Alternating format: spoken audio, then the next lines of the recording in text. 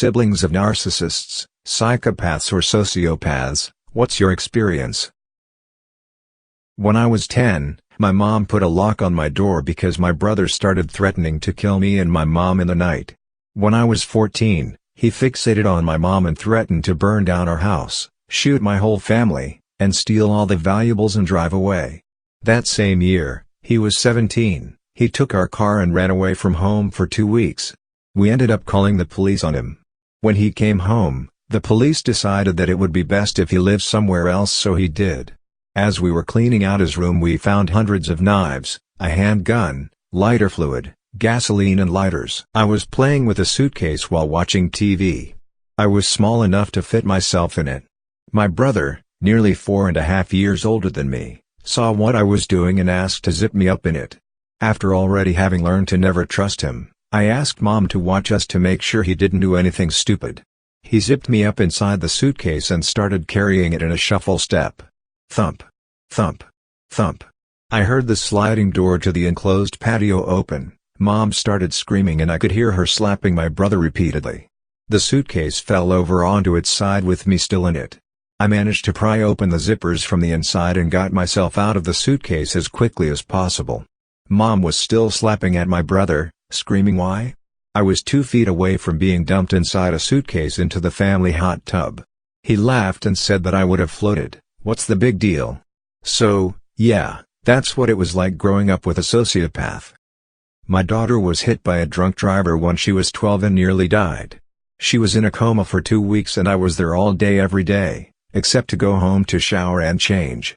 My sister decided that when I was at the hospital was the perfect time for her and her druggy girlfriend to jimmy the sliding door off the track, break in and steal everything she could find: jewelry, my camera, and yes, my daughter's piggy bank.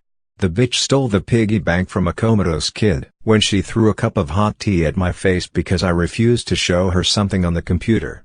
Or the time when she yelled at me for over an hour because I was really sick and had thrown up all over the bathroom sink. The same bathroom she had just cleaned. I stopped speaking with her over 7 years ago. They can make drama out of any situation and will try to drag you into it even years later. Example, I am the next to youngest. My whole family is a shit show, but when I was planning my wedding, I was still trying to pretend I had a reasonable family. My future husband's family was like Leave It to Beaver. So I asked both of my sisters to be bridesmaids. I knew this was a risk, but I hoped they could keep their shit together for a single evening. At the time, I thought they had.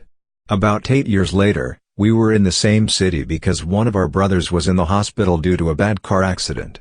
We had one hotel room across the street from the hospital so people could go rest when they needed to. I was in that room with my oldest sister when she said, "You know, middle sister, stole wine glasses from your wedding, right?" I told her I didn't care. A couple of hours later, I was in that room with my middle sister. She said, "You know, older sister, stole glasses from your wedding, right?" I also told her I didn't care. So here we are, waiting to see if our brother was going to die, and both of these bitches are playing reindeer games with me, trying to make me be angry with the other one. Our brother lived. I've cut contact with all my siblings because they are all like this. They have to start shit no matter what the situation or consequences. My sister has never been diagnosed with narcissism or a personality disorder other than OCD, but when we were younger she often enjoyed telling people before I met them that I had a difficult relationship with the truth so that they wouldn't want to be around me. I had the reputation of a liar and no friends for most of my preteen years, and she was popular in our homeschool group until she left and got into high school. After she left, I still didn't have friends, but neither did she, and she blamed me for it during her frequent temper tantrums. She would throw things, scream, cry, and threaten me with kitchen knives on a pretty regular basis. All of a sudden, the year that I turned 17 and she turned 21, the tantrums stopped and she got engaged. He moved in with us, the tantrums started again, and for once I wasn't the target. The worst fight they had happened when she caught him looking at a photo of a bikini model, which she considered cheating. She hit him full force with an open palm, and when our mom saw, she threatened to kick her out if she hit him again. They got married, moved out, and divorced within a year of him enlisting in the army. Brother believes the world is his oyster and that friends and family and loved ones are his to control and exploit. He told a girl they are dating and she should buy him a car and take him out for dinner. Brother has also tried to burn down our childhood home thrice because mom didn't give him the things he wanted. We were poor and he knew that, but he honestly believes that he gets what he wants because that's how it should be. He also tried to sell my car. He still hounds me for the money he should have gotten if he sold it. It's interesting really. My mom died recently. When I called my sister to come down the day before she died, she said I thought she was going to die today. I'm not disappointed, but I can't keep missing work. The next day I called her to come to the hospital again as the doctor, and I made the decision to take her off the ventilator. On the phone she said, "Well, can we pull out the tube as soon as I get there because I have plans tonight?" She also proceeded to ask me for rent money that day, as I also live with her. The things they say, and don't realize how messed up it is really baffling. My brother was diagnosed with NPD at 16. He's never had empathy. Children learn empathy at some point, but it was like he never reached that developmental stage. He was unconcerned when people got hurt. He hit and bullied others in school to get what he wanted. Doctors, therapists, medication. Nothing made a difference, and it's not like there was some kind of trauma or a reason for his behavior. It's like he was just born wrong. When he was 10 he started taking and dealing drugs. As a drug runner for some older teens, you can't be prosecuted under 14 in Germany. My parents called our version of CPS for help. He got more therapy, some inpatient stays and his own social worker. He stole my dad's car when he was 12 and got picked up by the cops. He got his first charges at 14, drugs and assault. My parents were at their wits' end and agreed to have him placed in a group home for troubled teens for a year. He was kicked out shortly before the year was up. He came home and seemed to recognize in a clinical, detached kind of way, that he couldn't go on like this without ending up in prison. He was about 15. He started being less violent, but he had insane delusions of grandeur and needed everyone to comply with whatever he wanted. If they didn't, he lashed out. My parents still made him go to therapy. He assaulted my dad and choked him because he didn't want to.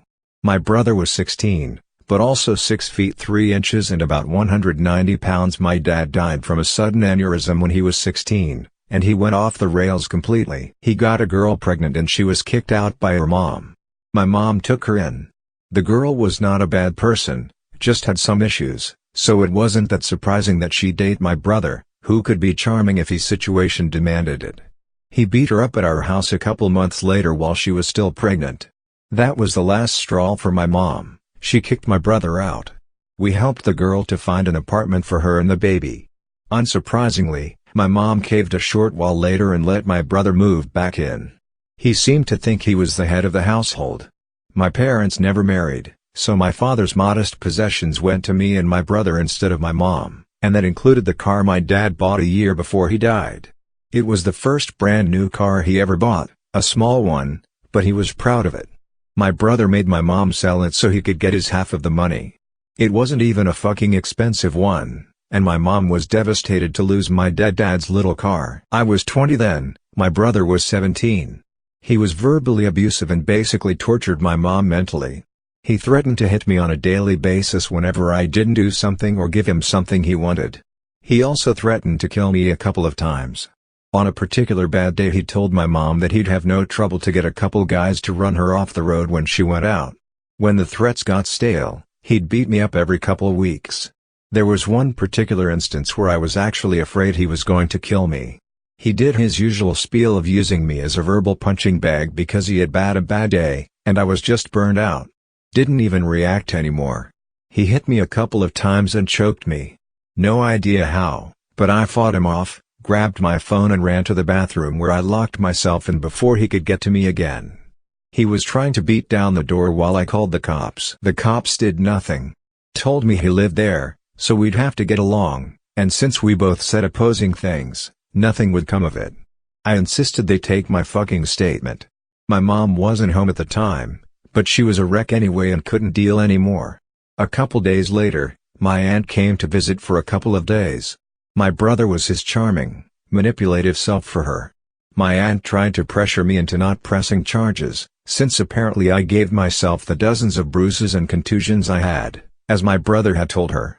I was severely suicidal at that point and gave my mom an ultimatum, me or him. She kicked him out again. He came back a year later, and I moved out for college immediately. I don't blame my mom much anymore, rock and a hard place and all that, but she never could understand the fact that her love for her son was misplaced. He didn't have the things that made someone human. He had no empathy, he was not capable of love, he was just an empty shell that went through life trying to get whatever pleasures he so desired by whatever means necessary. I haven't spoken to or seen him in about 7 years, but my mom's still in contact with him. He went to Spain when the mother of his daughter tried to get child support. Sometimes, my mom still talks about the things he's done. A couple examples: for some reason, his ex-girlfriend started letting him see his daughter, and she flies to Spain with my mom once or twice a year. Or used to, anyway. He locked her in the basement with an adult-sized portion of food she threw up on because she couldn't eat anymore. She was 4, hard to remember, or so. She doesn't want to go visit him anymore. He withheld rent from his Spanish landlord for like 6 months. The landlord had terminal cancer and my brother saw it as a waste to give money to a dying man. He married a girl in Spain and had another kid, and he now makes a living as a realtor. From what I've heard, he still thinks he's God's gift to mankind. I don't think I'd even go to his funeral if he died.